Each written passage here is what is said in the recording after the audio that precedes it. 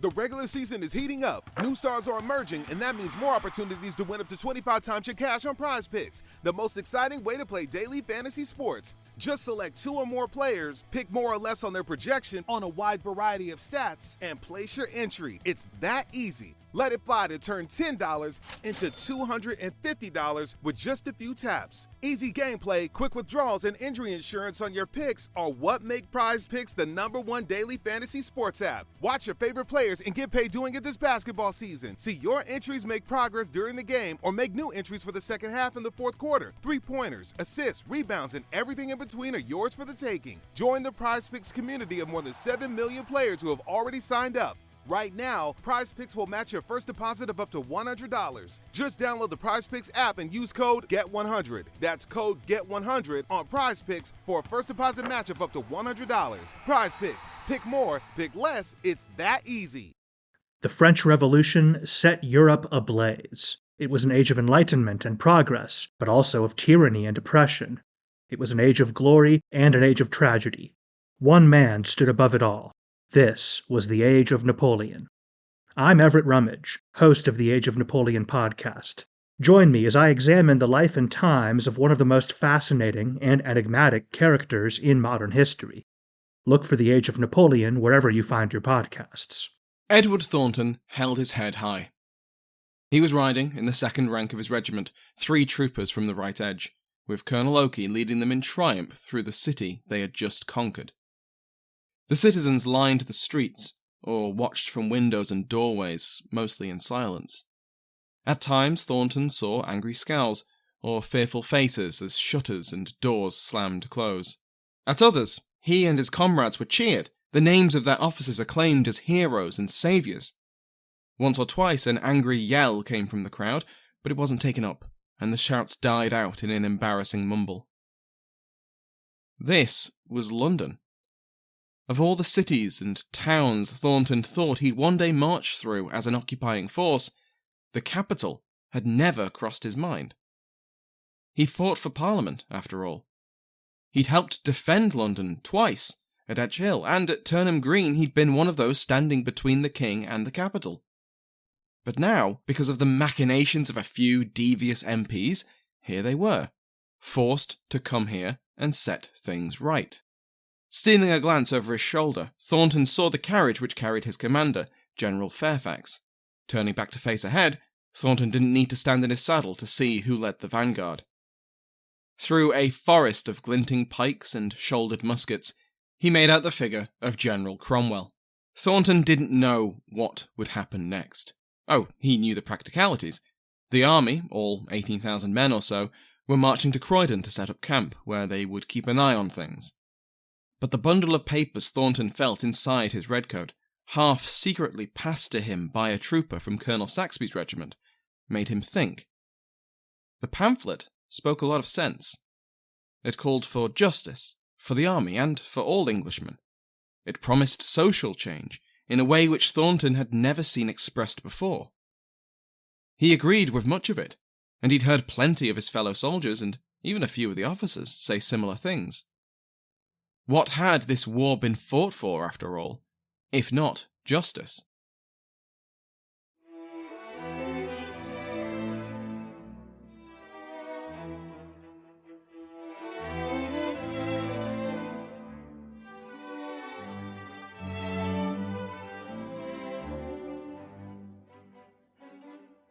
Welcome to Pax Britannica.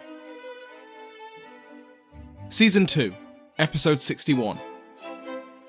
London has fallen.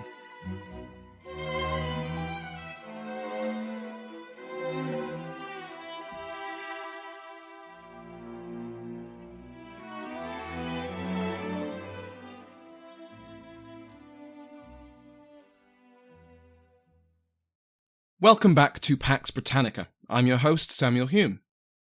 Before we begin today, we have to welcome the new members of my Patreon House of Lords, the Marquess of Beaumont and Cresford, Philip Allen, the Earl of Lucan, Hamish Ivy Law, Alexandru, Viscount Petrescu, and Joran, Baron Burr. They, along with every other patron, receive ad-free podcasts. Go to patreon.com/PaxBritannica to find out more. Also, Apologies for the large gap between episodes. I caught a bug which outstayed its welcome by several weeks, and then I had to meet a very important PhD deadline. Last episode, we saw how the relationship between the new model army and the English Parliament had almost completely broken down. In the complicated manoeuvring which followed the Civil War, Parliament was now dominated by the Presbyterian faction, with Denzil Halls as their leading light. Halls had a plan to deal with the king, end the ongoing war in Ireland, and remove the threat the army posed to his vision of post-war England. Unfortunately for him, as we saw last time, the army had a few conditions, and wouldn't budge until they were met. Halls dramatically overestimated his position, and instead of granting these concessions, he attempted to force the submission of the new model army. This, of course, only increased the resentment of the soldiers towards Parliament, and within the ranks they would begin to elect their own representatives, draft and sign petitions, and debate the future of the kingdom with their officers. After months of increasing tensions, we left off with the army about to take the initiative. They would take possession of the King of England. The question of who knew about the plot to take possession of Charles is debated. Fairfax later claimed he was completely powerless in the situation. His sickness came at a very inconvenient, or perhaps very convenient, time. Cornet Joyce almost certainly had some support from Oliver Cromwell. Just before riding to the King's palace arrest at Holmby House, he visited Cromwell at his house on Drury Lane, right next door to the Muffin Man. The question is whether Joyce came to Cromwell with his plan already in mind, with Cromwell giving his blessing, whether Joyce informed Cromwell that the army was going to take the king, and Cromwell saw no way to prevent it, and so backed it to maintain some authority, or if Cromwell orchestrated the whole thing. Gentles falls into the Cromwell gave his blessing camp. Lipscomb states outright that Cromwell ordered Joyce to capture the king. Fraser suggests the first part of the plan was made by Cromwell and his allies, but that the plan was to depose the Presbyterian commander of Holmby House and take over the garrison guarding Charles, not to move him. Christopher Hill sits on the fence, noting that it's difficult to tell whether Cromwell was the mastermind or merely backed the plan once Joyce made clear how much support it had in the army. Whatever the case, Joyce rode to Oxford on the 1st of June 1647 and secured the arsenal there, and then, the following day, he led 500 cavalry to Holmby, or Holdenby House, both names are used. Here, he informed the Presbyterian officer in command that his services were no longer needed and that he was now under arrest. That officer, Colonel Graves, did not take the news well. Before Joyce could take him into custody, he mounted his horse and escaped on horseback.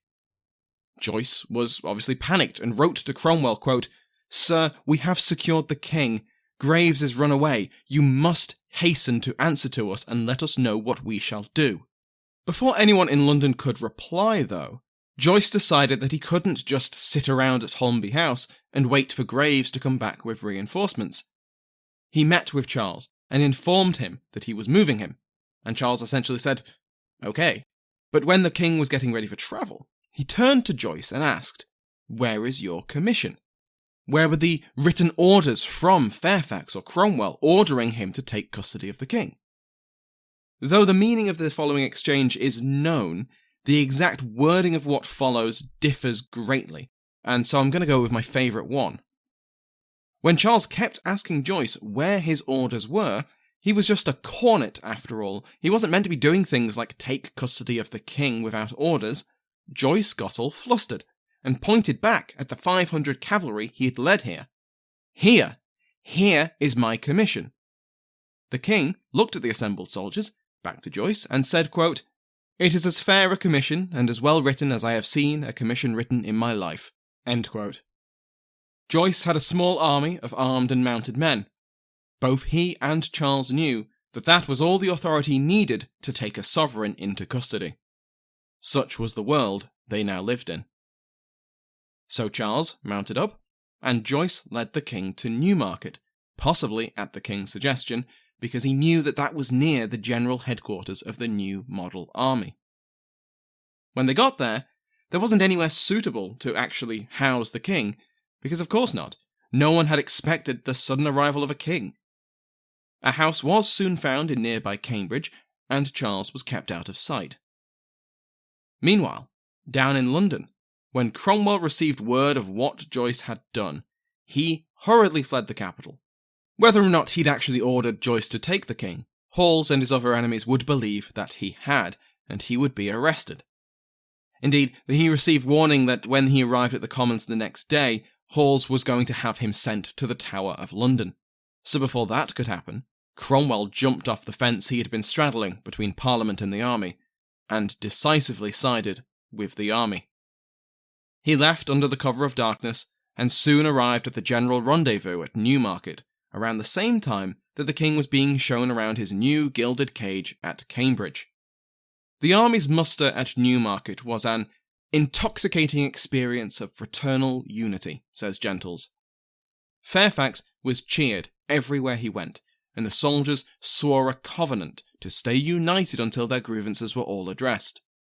The solemn engagement of the army, which this oath was named, was sent to Parliament on the 8th of June, to make the politicians well aware of how serious they now were. A general council of the army was to be formed, consisting of the leading officers of the army, as well as 2 enlisted men and 2 officers from each regiment. This was to meet in the following month, July. Christopher Hill, the famous Marxist historian of the period, think all the way back to our episode on the historiography of the Wars of the Three Kingdoms, somewhat cheekily calls the General Council a soldiers' Soviet, and it wouldn't be completely out of place in 20th century Petrograd. A printing press was found and put into service, publishing pamphlets arguing the army's case in order to win the battle for public opinion. Men were sent out across the kingdom to gather support, political and otherwise, from allies. New model agitators successfully orchestrated the mutiny of the Northern Army against the Presbyterian Major General Points, and he was arrested.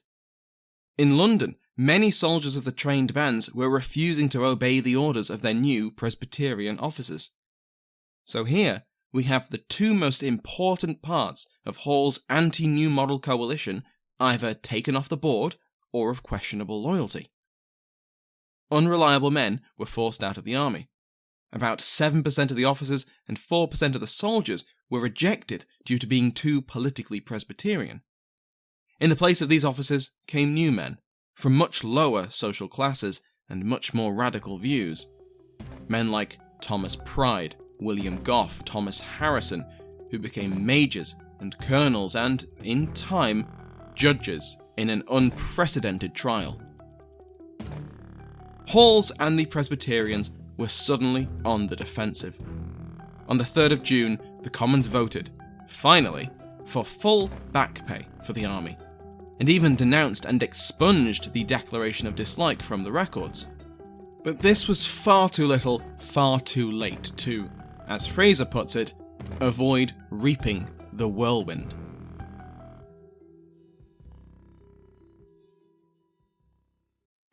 Fargo, the new virtual assistant from Wells Fargo, makes banking faster and easier. Like this. Fargo, what's my checking account routing number? And this. Fargo, turn off my debit card. And this. Fargo, what did I spend on groceries last month? And that's just the beginning. Do you, Fargo? You can in the Wells Fargo mobile app. Learn more at wellsfargo.com/getfargo. Terms and conditions apply. Your mobile carrier's availability and message and data rates may apply. Wells Fargo Bank, N.A., member FDIC. Madame Tussaud. We all know the name, and many of us have visited one of the wax museums which bear that name. But you may not realise the historical significance of the woman behind the name, or how she and her waxworks defined the genre of true crime. If that has piqued your interest, then give The Art of Crime a listen. The Art of Crime is a history podcast by Gavin Whitehead, a historian of Victorian theatre, all about the unlikely collisions between true crime and the arts. If you enjoy the detail of Pax Britannica, then you'll love The Art of Crime. The latest season of The Art of Crime tells 2 stories. First, it chronicles Tussaud's career, starting in pre-revolutionary France and ending in Victorian London. Second, it tracks the evolution of the Chamber of Horrors, a showroom in her wax museum that exhibited macabre curiosities, including effigies of notorious criminals. You'll hear how Tussaud won patronage from the French royal family, narrowly escaped the guillotine during the Reign of Terror and became one of the most celebrated showwomen in Paris and London. This season also covers the most divisive assassin of the French Revolution, the last man to be hung, drawn and quartered for high treason in England, and the glamorous murderer who attained notoriety as a modern Lady Macbeth. Subscribe to The Art of Crime wherever you get your podcasts. Over the next 2 weeks, the new model army advanced on Parliament, both militarily and politically. If you don't know the geography of this next bit, don't worry. All you need to know is that the new model army is slowly getting closer and closer to London. The army moved from Newmarket to Thriplow Heath, where parliamentarian commissioners arrived and were heckled with shouts of "Justice! Justice!" On the 10th of June, the army advanced again, stopping at Royston. Here, a manifesto was written and sent to the City of London, which laid the blame for the divide between Parliament and its army solely at the feet of the politicians. They were forcing this issue to save themselves from, quote, question and punishment, end quote. Whereas the army was merely demanding a just settlement of their grievances, and insisted that their political aspirations ended at that. Quote, "We have said it before, and we profess it now. We desire no alteration in the civil government," end quote. Then the next day, they marched from Royston to St Albans. This was within the prescribed 25-mile boundary from London. The army was not meant to cross this invisible Rubicon, and Parliament freaked out. The army was coming. The army was coming, and they aren't following our orders. Panic set in. London was set on a war footing. Shops were closed and the trained bands were called up, only for most of the militia to stay home. Even with the threat of execution for desertion, only the Westminster Regiment mustered in any reasonable strength. On the 14th of June, Fairfax issued the Declaration, or Representation, of the army, justifying their political activities because, quote, "We were not a mere mercenary army hired to serve any arbitrary power of a state," end quote. The text of this declaration was probably drafted by Henry Ireton. It proposed the purging of Parliament and new elections for the Commons. Soon, the army leadership, most likely Ireton and Cromwell, drafted articles of impeachment for 11 Presbyterian MPs for hostility to the army, for plotting with the king and with the Scots, and for trying to instigate another war. Or, as Gentles puts it, for plotting a counter-revolution. These 11 MPs included, of course, Denzil Hawes, but also Edward Massey, Sir Philip Stapleton, and Sir William the Conqueror Waller. Parliament resisted at first, but in order to buy time, eventually suspended the members and promised to examine the charges. Those members began preparing their defences, both legal and otherwise. One lawyer brought in to help their case was William Prynne, the famous victim of Lord and Star Chamber. While suspended, though, the 11 members were not just merely looking to their legal defences. They continued to try and whip up the trained bands and the reformados against the army. In response, Fairfax marched the new model closer to the capital, spreading them out in an arc around the city. In the meantime, the army decided to make use of the king they now had, thanks to Joyce. Cromwell warned the man in charge of the king's custody not to needlessly antagonise Charles, especially on matters of his personal religion. This was clever, because when the parliamentary commissioners arrived for their meeting with the king, and learnt that Charles was holding Anglican services in the pre-war Laudian style, which had now been banned by the Assembly of Divines, they ordered that his chaplains be removed, which did nothing to warm the king up towards Parliament. Soon after that, Fairfax moved the army even closer to London, camping at Uxbridge. This was so close to the capital that if this was 400 years later, the army would already be in London. Fairfax ordered the king to be moved to Windsor Castle, and then from there was moved to Caversham. To quote from Fraser, "The scene was set for a sincere attempt on the part of the independent army leaders to reach a settlement with the king. After all, it was just possible that they had misjudged the king, attributing to him some of the chicanery which rightfully belonged to their political opponents." End quote. But Charles is still Charles, and his unjustified self-confidence was still going strong.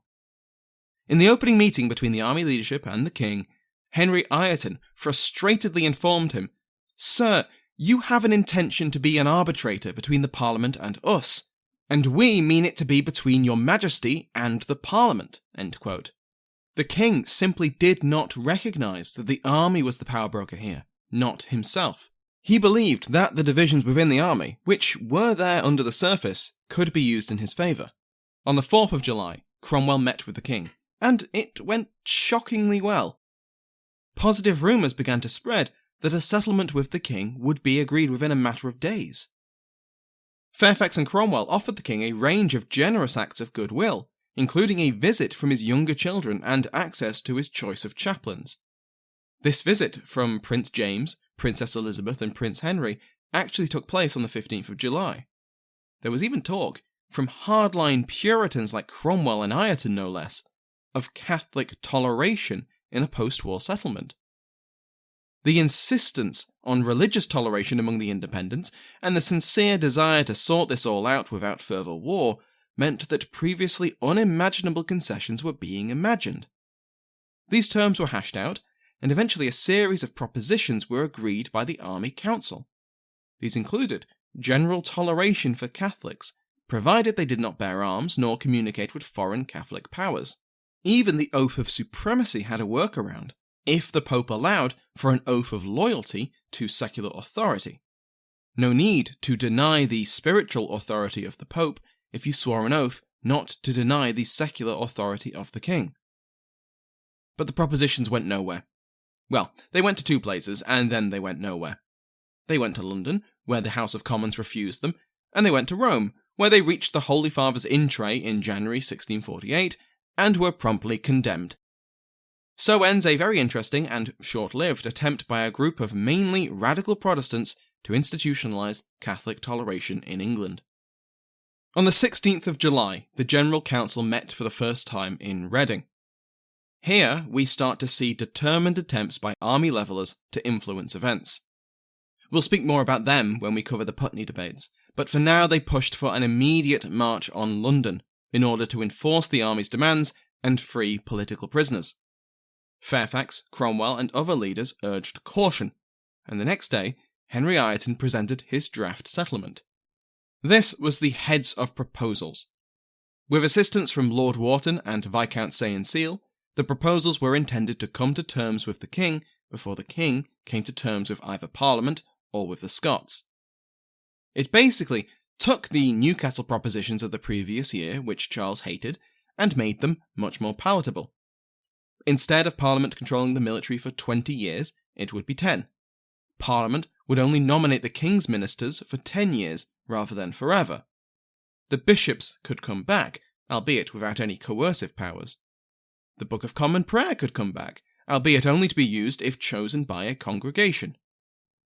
The Solemn League and Covenant would be revoked, and only 5 royalists would be spared amnesty. In matters of political reform, however, the proposals went much further than the Newcastle propositions. The current Parliament, the Long Parliament, would be dissolved within a year, and future parliaments would be called every 2 years. Parliamentary constituencies would be reformed according to taxation. Various unpopular taxes would be abolished, including forest laws and trade monopolies, and tax rates would be equalised across the kingdom. The right to petition would be confirmed, and subjects would have the right not to incriminate themselves in a criminal trial. Think pleading the Fifth in the United States. Many of these reforms show how widespread the leveller influence was becoming. With all these points agreed, the monarchy and the royal family would be restored to their position, safety and honour, without any further limits to their power. The heads of proposals were finalised over the next few days, and then unofficially sent to the king to peruse ahead of their formal presentation, to get him used to the terms. The terms of the heads of proposals were very generous for a king who had been militarily defeated, and who was currently sitting in a comfortable imprisonment with the enemy army. Lord Berkeley, the man who, unofficially gave the terms to the king, found them shockingly moderate. When presenting them to the king, Berkeley gave his opinion. Quote, Never was a crown so near lost, so cheaply recovered as His Majesty's would be if they agreed upon such terms." End quote. So obviously Charles, in his idiom, rejected them outright. When the army grandees arrived on the 28th of July to formally present the heads of proposals to Charles, he spoke to them in, quote, "sharp and bitter language."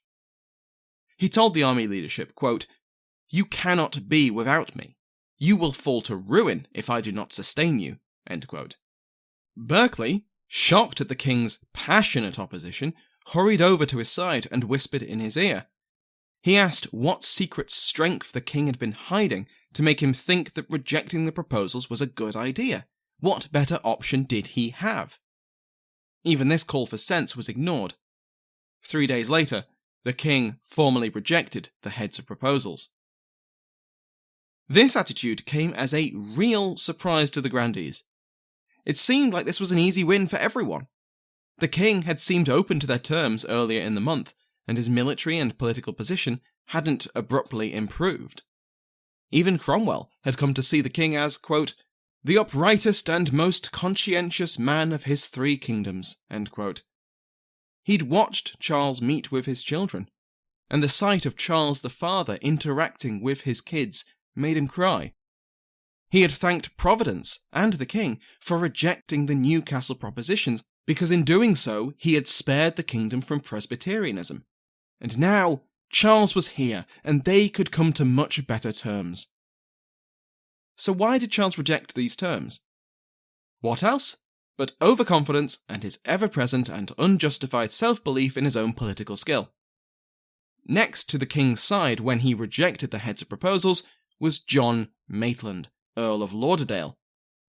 The king felt confident that the Scots would fight for him. His wife, Henrietta Maria, was already in talks with the Scottish government, as we'll see next episode. With the 30 Years' War winding down, he was also hopeful that his dynastic ties could now bear military assistance. And of course, he'd not given up on the Irish Confederates. Another reason is that Charles simply did not trust the grandees. They had just won the war. They had him in their hands, and they asked for nothing for themselves. No titles, no property, no specific role in government. He simply didn't believe this altruism. Another factor which boosted Charles's confidence was that, in London, events had spiralled out of control. On the 22nd of July, the Commons, in their latest attempts to appease the ever-approaching new model army, voted to restore independence to the committee which controlled the trained bands. 4 days later, when Parliament reassembled, all hell broke loose. The London crowds besieged both houses, demanding the restoration of Presbyterian control over the militias. A delegation of city officials arrived to meet with the Lords on this matter, and the Lords denied them. Whereupon the aldermen went home, but the crowd did not. A group of Presbyterian clergy, officers and local authorities asserted their leadership over the people, and essentially tried to use the whipped-up crowd to seize power in a coup d'etat. First, they broke into the House of Lords, and overwhelmed by the numbers and the anger, the peers were forced to recall the militia motion. Then the protesters stormed the Commons and did the same thing, effectively placing the trained bands back into Presbyterian control. But the insurrectionists weren't done yet. The MPs were forced to stay in their seats, and the Speaker was instructed to present a motion recalling the King to London, and the MPs, with the threat of violence hanging over them, voted in favour. Now, after the fact, Halls and the rest of the 11 members denied ever instigating, supporting, or guiding insurrection on the 26th of July. But in the following days, Halls returned in triumph to the Commons, recalled by a firmly Presbyterian Commons, ready to lead the defence of London from the new model army. Because the new model army was coming. The agitators, who had agitated for a march on London, could now point to the effective coup against the army and independency as proof that they had been right. In the wake of the insurrection, an exodus of MPs and lords arrived at Fairfax's camp. 57 MPs and 8 peers fled to the army for safety, including the speakers of both houses. So on the 29th of July, Fairfax ordered the army to march on London, with his troops crying out, "Lords and Commons and a free Parliament." In London the next day, a new Committee of Safety was established, and Edward Massey appointed to command the defence of the city. The committee also ordered Fairfax to keep the army more than 30 miles away from the city limits, which, well, I can't imagine anyone thought that was actually going to work anymore. Inside London, on the 2nd, clashes between pro-independent civilians and pro-Presbyterian militia troops broke out. On the 3rd, Fairfax camped at Hounslow Heath, just a short march from the walls. It looked like the trained bands would actually try and resist the new model. But then the next day, the independent-minded Southwark militia, guarding their walls and the approach to London Bridge, switched sides. When they opened their gates, the new model army surged into the capital. Whatever hope the Presbyterians had of resisting the army, however slim it had been, was gone. London had fallen. Over the next 2 days, the new model army imposed its rule over the capital. This was, as far as I can tell, entirely bloodless. The Lord Mayor and aldermen of the city met with Fairfax in Hyde Park, and offered what must have been very hastily written speeches of welcome. It didn't save the Lord Mayor, who, along with 3 aldermen, was taken into custody. A new Lord Mayor was appointed, one of the army's choosing. Fairfax met with the London Common Council, who also welcomed him and his forces. The Presbyterian Constable of the Tower of London was replaced by an independent officer, and the independents who had been purged from the militia committee were restored to their seats and their majority. The speakers, MPs and lords were escorted back to the Palace of Westminster, where a day of thanksgiving was voted and a month's pay awarded to the army. The defences of the capital, constructed just 4 years previously, were demolished. The 11 members managed to escape the city, with 7 of them fleeing abroad. This included Hawes, Massey, Waller and Stapleton. But other than these now powerless enemies on the run, the army had enforced its rule. On the 7th of August, 1647, the entire new model force, 18,000 strong, marched through London in triumph. A garrison was left guarding the Tower, and another guarding the Palace of Westminster. The rest of the army was en route to their new headquarters in Croydon, now a borough of Greater London, but back then entirely separate. This march was a display of power. Fairfax had fallen ill once again and stayed inside his carriage. Oliver Cromwell, healthy as ever, rode triumphantly at the head of his regiment, which was at the vanguard of the column. Parliament's own army had done that which the king had never come close to achieving. London had been conquered. Next time, we will see how events unfold in the other 2 kingdoms. As we've touched on, Charles is convinced that he still has cards to play in Scotland and Ireland. Secret agreements are being made, and Scottish politics was almost as divided as their southern neighbours. And in the midst of all of this, in Ireland, the Marquess of Ormond handed over the Lord Deputyship to his parliamentary replacement and set sail for England. I'm leaving the survey up for a little bit longer, so if you haven't had a chance to fill it in yet and you'd like to, there'll be a link in the description. Thank you to my House of Lords, including but not limited to the King's favourite Mike Sanders, Damien, Duke of Portland, Brent Sitz, Marquess of Ludlow, and Dylan Drolet, Earl of Waterford. Remember that every patron, regardless of rank, receives an RSS feed which you can put in any podcast app to listen to the podcast ad-free. If you want to support the podcast in other ways, please recommend it to a friend or post about the show on social media. Thank you to Sounds Like an Earful for the interval music used in today's episode, to my entire House of Lords, and to you for listening.